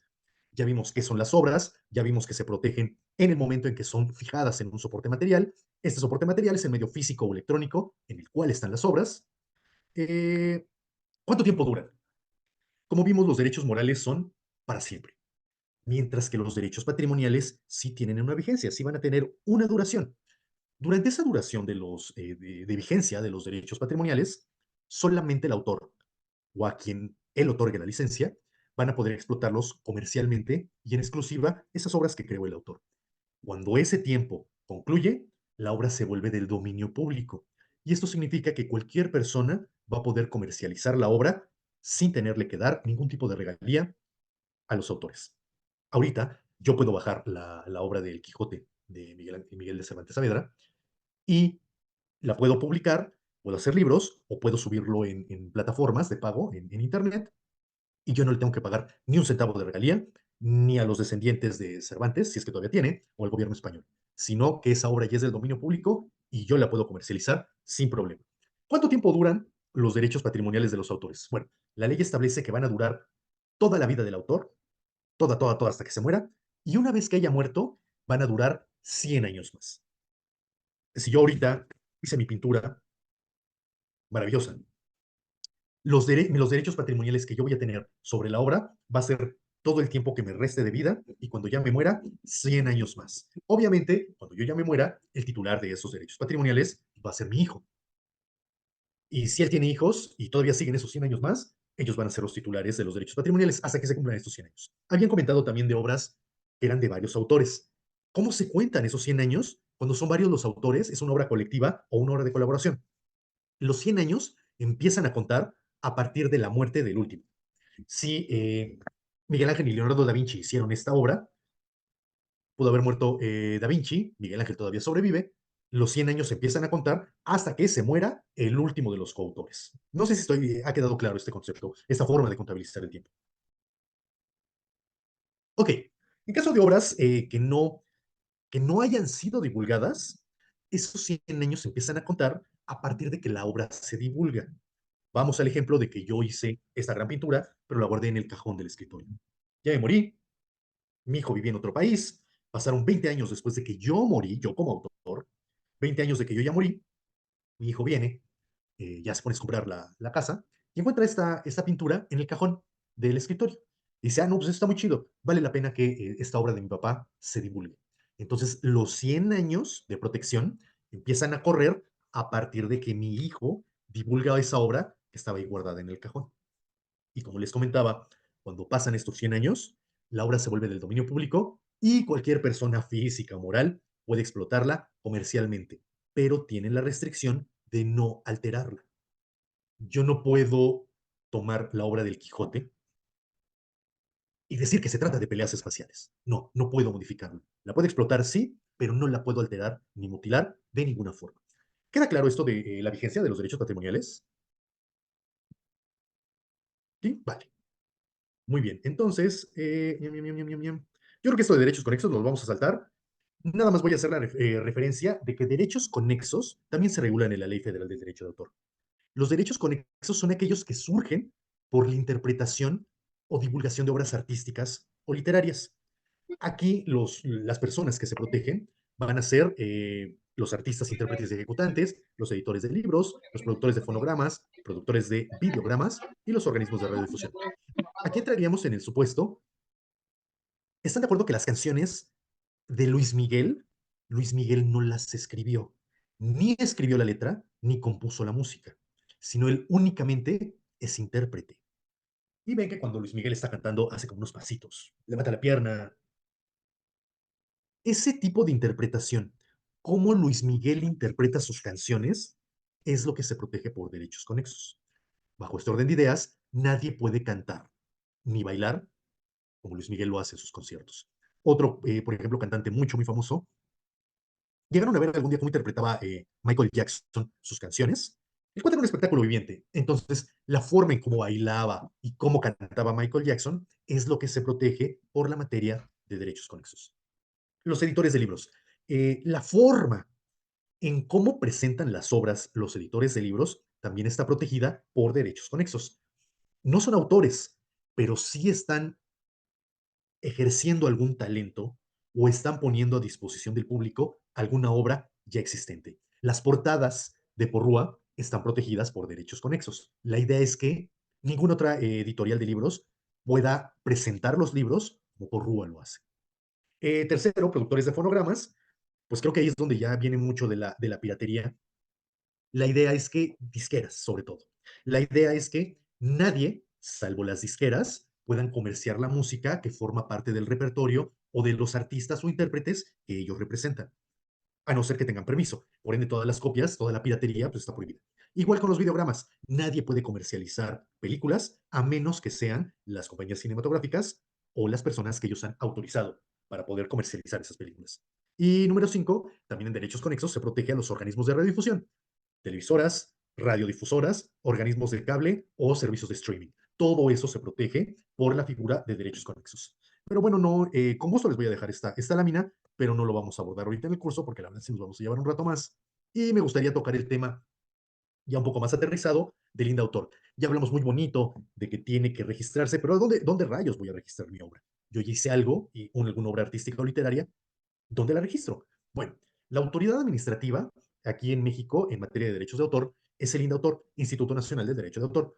Aquí tenemos la imagen de cómo se ven las oficinas. Las oficinas, como también aquí viene la captura de pantalla, las oficinas están ubicadas en la colonia Roma, a una cuadra de la Glorieta de Insurgentes. Ahí es donde nosotros vamos a poder registrar todas las obras que nosotros hagamos o creemos. Una de las funciones del INDAUTOR es precisamente servir como autoridad registral. Esto significa que ahí podemos registrar y tener un documento en el cual haya constancia que Jorge López hizo esta pintura, ¿sale? Esa es una de las funciones. También el INDAUTOR sirve para dirimir controversias, es la autoridad administrativa, máxima autoridad administrativa aquí en México, sobre todo lo relacionado en materia de derechos de autor. Y como les estoy poniendo, está ubicado en la calle de Puebla, 143, en la Roma. ¿Cómo se va a registrar? Porque bueno, ya vimos ante quién lo registramos. Ahora, ¿cómo lo hacemos? La verdad es que es muy sencillo. Tenemos que llenar una forma, la podemos bajar de internet, como su servidor la hizo. Es la forma RPDR-01, si no me equivoco. No lo veo porque aquí está donde estoy transmitiendo. Sí. Se llena esa forma, se va a llenar por duplicado. Esa forma ya llenada por duplicado le vamos a anexar 2 ejemplares de nuestra obra. Y como tercer requisito, vamos a pagar la tarifa para que registrar nuestra obra. Y es de 338 pesotes. Y lo bueno es que esto también, antes teníamos que acudir al INDAUTOR, ahorita ya lo podemos hacer por línea. Entonces, la verdad es que no hay ningún tipo de pero para que no registren sus obras. Si bien es cierto, el registrar sus obras puede ser debatible que ustedes hayan sido los autores o no, que se hayan volado la obra de alguien más, pero a final de cuentas, el tener el registro sobre alguna obra les va a ayudar en caso de litigios. Siempre se recomienda registrar la obra, siempre, siempre, siempre. Y la verdad es que es muy barato, no hay ningún inconveniente. Como pueden ver, la, la forma presenta datos generales. La verdad es que no, es muy sencillo de llenar. Y fíjense que aquí también, en la parte de medio arribita, aquí la forma les pide si ustedes quieren que su obra aparezca su nombre o que sea un seudónimo, si son coautores o también pueden omitir lo de datos generales, en su caso, y decidir si su obra queda registrada como anónimo o que aparezca su nombre o algún seudónimo. Son datos generales, datos de ustedes, datos de su domicilio y qué es lo que están registrando. Bueno, una vez que ya presentaron la forma en duplicado, 2 ejemplares de su obra, dicen, bueno, mi obra es una obra plástica, una escultura. Si son esculturas muy grandotas, le toman fotografías. Si son esculturas pequeñas, pueden llevar algún ejemplar de la obra o también fotografías de la escultura que quieran registrar. Ok, ya hicimos nuestra solicitud. ¿Qué esperamos tener como contraprestación? El INDAUTOR les va a expedir un certificado, que es como el que aparece en la pantalla, donde va a establecer quiénes son los autores, cuál es el nombre de la obra y de qué tipo de obra se protege. Aquí también le están poniendo quién va a ser el titular de la obra o el que va a tener los derechos patrimoniales. Este documento es el que nos van a dar una vez que nosotros registremos nuestra obra. Recuerden que la obra se protege desde el momento en que es fijada en un soporte material, pero yo les recomiendo como abogado que vayan al INDAUTOR o lo hagan en línea y obtengan este certificado, porque este certificado, como lo establece la lámina, les va a servir como prueba plena ante un litigio en el caso de que alguien no autorizado por ustedes utilice su obra sin el permiso de ustedes. ¿Alguien tiene alguna duda con esto? Del INDAUTOR, la solicitud y el certificado. Ay, perdón, no te escuché. No, disculpa, tenía mi micrófono abierto. Yo sí tengo duda. ¿Cuál? Ya, perdón. Sí, claro, adelante, por favor.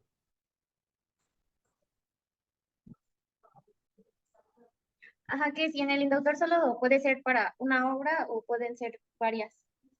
Una serie. Todas las que ustedes quieran. Pero si es un registro para cada obra que ustedes quieran registrar. El pago es por solo una obra, ¿no? Por cada registro van a tener que desembolsar sus 338 pesotes. Por cada registro que quieran hacer. Bueno, es que sigue la duda. Por ejemplo, nosotros aquí hacemos series, por ejemplo, cuatro obras, pero es con un mismo tema, por ejemplo. Entonces, ahí es como por cada obra o... No sé. Entendería series, por ejemplo, corrígeme si me equivoco, como una obra escultórica, hicieron un molde y de ese molde, por ejemplo, sacaron 10 esculturas, por ejemplo. ¿Es de eso, más o menos? No. No. Por ejemplo, si se tiene, o sea, si se tiene una temática fotográfica y son 5 fotografías diferentes, pero que conforman una misma obra. Ok, O sea, creo que sí ya entendí. En este caso como por ejemplo, sacaste una serie de fotografías aquí de C1, por ejemplo, y le sacaste fotos a la piscina, a rectoría, al estadio y a la biblioteca central. En ese caso, todo el conjunto de exposiciones va a ser una obra. También puede registrar una por una, pero en el caso de que tu obra sea como esta compilación, sí la puede registrar como una sola, pero como tú quieras registrarla, como toda la obra, la compilación, o una solita, una por una. Fernanda, levantaste tu mano. Sí, yo tengo una pregunta. Por ejemplo, yo trabajo con músicos y yo tengo obras registradas de sus fotografías. Entonces, lo hago porque pues ellos hacen uso de las fotos y me toca cierta parte de pues ese uso de fotos. En caso que no se haga un cumplimiento de los contratos que tengo con ellos, de que tienen que respetar mis créditos y todo eso, o sea, ¿sí se puede levantar como una demanda? Sí, más bien antes de la demanda sería como una infracción. Ok. Por ejemplo, ¿qué fue lo que acordaron? O sea, entiendo que es como una banda, ¿tú les tomas fotos? Sí, o sea, no es como alguien en específico, sino que en este caso, si yo pongo como fotógrafa de ellos y todas estas fotografías pues son obra mía y nosotros quedamos en que si son utilizadas en portadas, hay un porcentaje de las ganancias que me corresponde a mí y que todas esas fotos, por más que están publicadas en algún lugar o sean exhibidas en algún lugar, tienen que tener mis créditos y no se hace el cumplimiento de los créditos, por ejemplo. O sea, sí entraría en esta parte que, o sea, no están llevando pues, el contrato, ¿no? Sí, ojo, en el caso particular, por ejemplo, de estas fotografías, yo soy el artista, tú eres mi fotógrafa, y de repente te das cuenta que estas fotografías que me tomaste no están nada más en mi último álbum musical, sino que están como que están circulando libremente, ¿no? Lo que normalmente se hace es pedir a los medios donde se están difundiendo, porque yo te puedo decir, ok, sí, tenemos el contrato, pero yo no las difundí. O sea, alguien, por ejemplo, compró el disco o bajó el disco o de internet, sale mi disco y copia la imagen y ya le empieza a circular o empiezan a comercializar. ¿Qué pasa en ese caso? Eh, Tú como titular de estas fotografías, le pides a los medios de difusión donde te das cuenta que están difundiendo tus fotos sin tu permiso, lo que se hace es una solicitud de cesar y desistir. Cesar, donde le dices, oye, medio, ya me di cuenta que tú estás poniendo las fotografías que son mías, es mi forma de expresión, ya me di cuenta que tú le estás difundiendo en tu página. Por favor, bájalas, deja de seguir poniendo mis fotografías en tu página y evita en el futuro subir cualquier tipo de fotografía que sea de mi propiedad. Si no lo haces, normalmente así se hace. Si no lo haces, te voy a demandar por todos los daños que me has causado o cualquier tipo de lucro directo o indirecto. Lucro y has ganado dinero. Cualquier tipo de lucro directo o indirecto que tú hayas hecho con mis fotografías. Y normalmente los medios de difusión o plataformas digitales lo bajan, pero así, porque de repente las demandas pueden llegar a ser millonarias. Ok, muchísimas gracias. No, de qué encantado. También por ahí levantaron la otra mano. Adelante. Em, Tenemos una serie de preguntas. Ok. Dice, con las fotografías e imágenes es el mismo proceso de registro. Y la otra es, ¿tenemos que hacer cita para el trámite de registro de obras? No, la verdad no es necesario. Yo recomiendo también que inclusive ya hagan el trámite en línea, ya ni siquiera necesitan ir. Y en Facebook nos preguntan también, ¿sucede lo mismo con el diseño? ¿Les corresponde igual a derechos de autor? ¿Cómo funciona la cesión de derechos en esta área? Ok, en caso de diseño yo tendría como obras tridimensionales, si no me equivoco. ¿O no? ¿O estoy equivocado? Ah, dice que en diseño gráfico. Diseño gráfico. Sí, puede haber algunas, sobre todo aplica en una de las características de nuestra materia es que las figuras jurídicas no se excluyen entre sí. No porque yo proteja algo por derecho de autor, no me limita a protegerlo por otras figuras jurídicas que la ley lo permite. Suponiendo los envases de perfumes. ¿Están de acuerdo que muchos de los envases de perfumes son muy estilizados? Hay unos que tienen forma de tacones, hay una gran variedad de diseños de las botellas de perfumes. Algunas cosas, aparte de ser envases, pueden tener un diseño artístico. Entonces, esa botella la puedo proteger tanto como una obra artística, como también la puedo proteger por otras figuras que no vimos, pero son también de propiedad intelectual. Lo puedo proteger como un diseño o un modelo industrial, lo puedo proteger también como una marca, inclusive también si es algo muy, muy nuevo, también lo puedo proteger como una patente. Entonces, ya 4 figuras me están sirviendo para proteger un solo objeto. Entonces, se puede proteger de varias formas. ¿Qué más preguntaron? Perdón. Sí, era, tú sabes con el diseño, ¿cómo funciona la gestión de derechos en el área de diseño en general? Perfecto. Y es justamente lo que vamos a ver en este momento, cómo se transmiten estos derechos patrimoniales. Recuerden que los derechos morales no se pueden transmitir. Los únicos que se pueden transmitir son los derechos patrimoniales, la explotación exclusiva de una obra artística. Bueno, ¿cómo se transmiten? A través de un contrato o a través de una cesión de derechos. Este tipo de contratos tienen que ser sí o sí, siempre, siempre, siempre, tienen que ser por escrito. Siempre, siempre, siempre. Acuerdos verbales no existen. Siempre tiene que ser por escrito. Para que estas sesiones de derechos tengan toda la fuerza de la ley, me dan un instante, por favor, rapidísimo, rapidísimo, rapidísimo.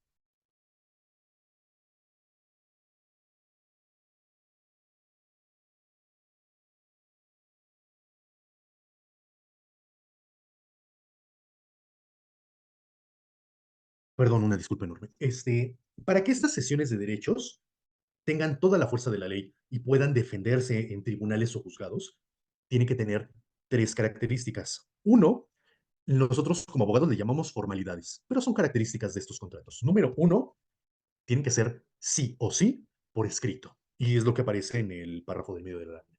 Número 2, tienen que haber sido hechos o ratificados ante un fedatario público, ante un notario. Es un poco costoso, relativamente, pero a final de cuentas, hacerlo con estas condiciones les va a quitar muchos dolores de cabeza. Se van a ahorrar muchos dolores de cabeza en caso de litigios. Y número 3, tienen que registrar esta cesión de derechos o contrato, lo tienen que registrar ante el indautor. El costo es de 1,776 pesos por el registro. Cuando estas sesiones de derechos cumplen con estas 3 características, se pueden defender en cualquier tipo de tribunal y no hay ningún problema con ellos. No, no les van a poder impugnar así de, no, pues es que ese contrato a lo mejor no es válido, a lo mejor lo hiciste con alguna persona que no debiste haberlo hecho. O sea, no. Cuando sus contratos cumplen con estas o sesiones, cumplen con estas 3 características, ya tienen la de ganar.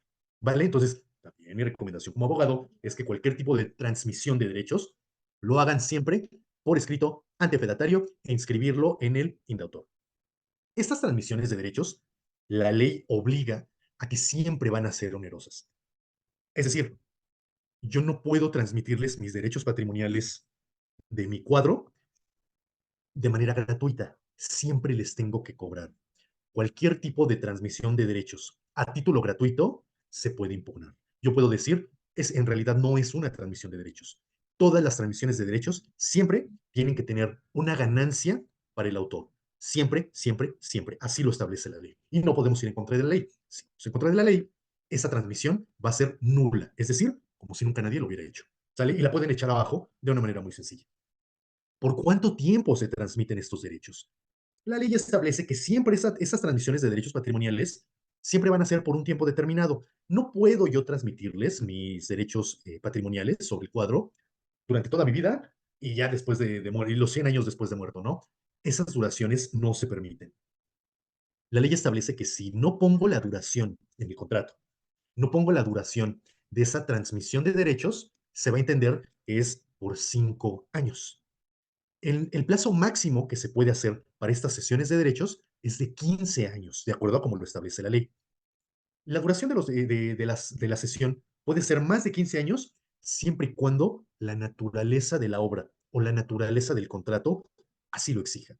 Suponiendo que yo escribí una novela y ustedes son mis editores, pues vamos a hacer la sesión. Yo les voy a ceder los derechos patrimoniales sobre la explotación de mi novela.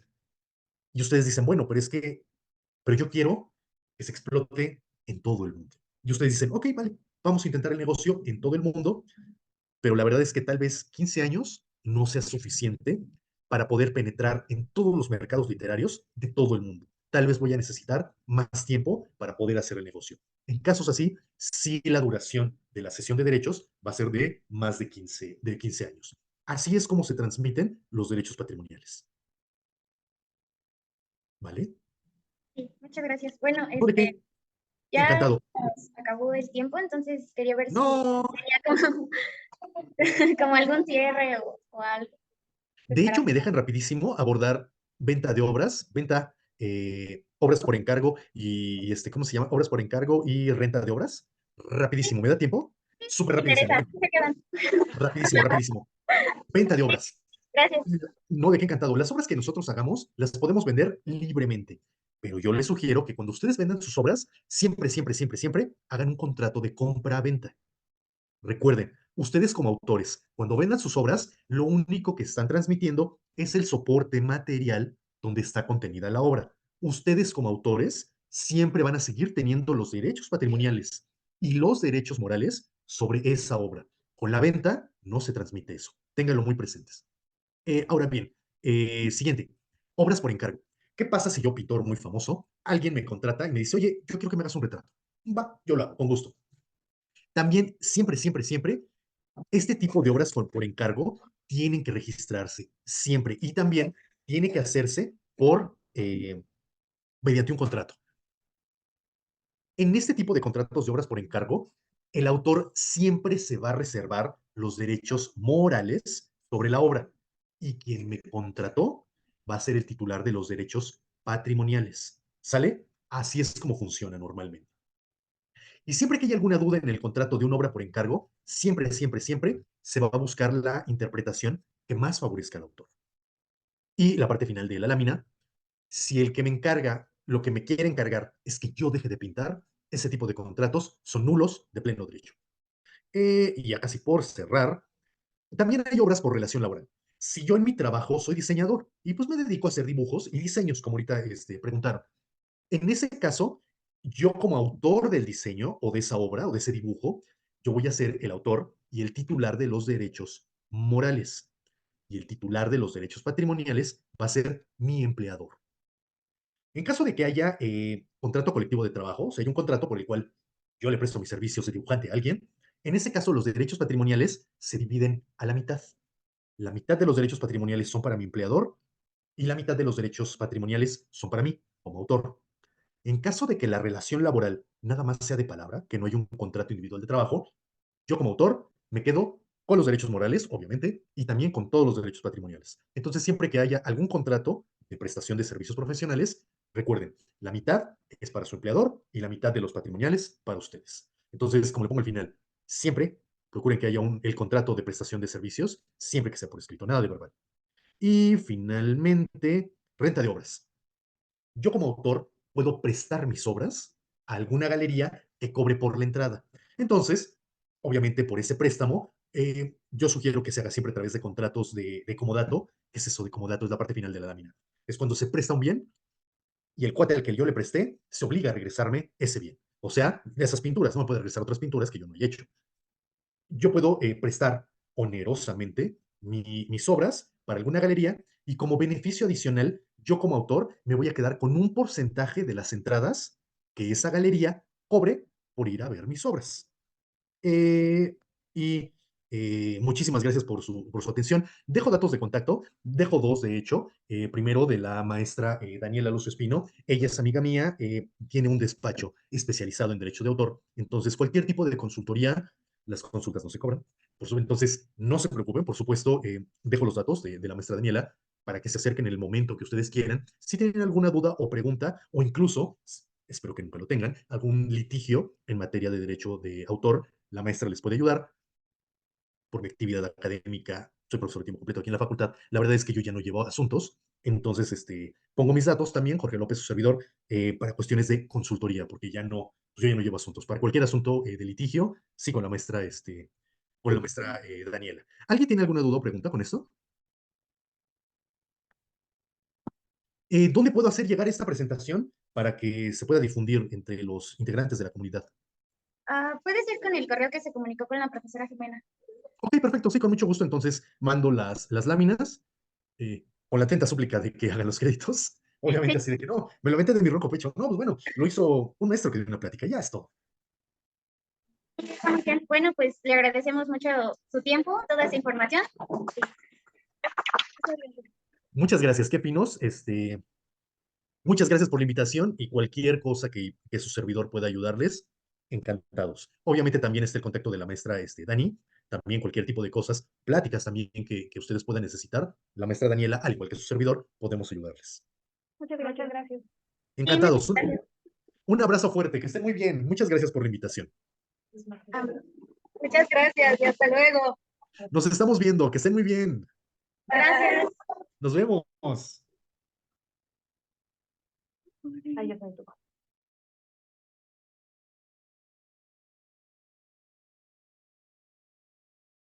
Las